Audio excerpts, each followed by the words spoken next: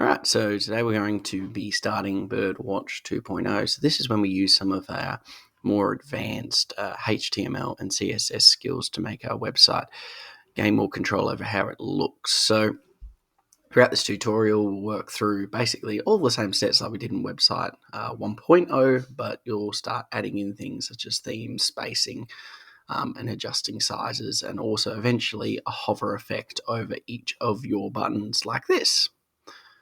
So let's just start up with having a look at getting set up. So of course, make sure you've got on one monitor your Trinket project, and then on the other monitor having the Raspberry Pi tutorials to follow along with in this video. So the first thing we're going to address is actually the one that's called all the colors, where we're actually using hexadecimal colors. Now, your teacher might have talked to you about this before. Essentially, prior to this, you would have only been using colors such as red or specifics. So basically what I want you to do is we're going to follow this part here where we're adding rules in our style sheet that actually use hexadecimal colors. The reason we do this is it gives us infinite more opportunities to pick colors that are specifically catered to our client or our own personal website's needs. So this is pretty straightforward. If you work through this page, all it's asking us to do is go to the CSS page, which is the one titled style.css. You might have multiple style pages, and moving into one of our CSS rules.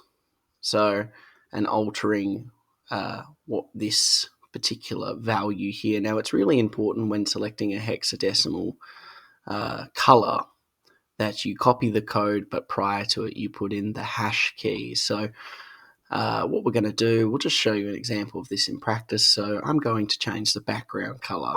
So what I'll do is I'll save this, Control C, just to show you. Save the background color. I just wrote the color red. That's going to change my background color to just a very typical red.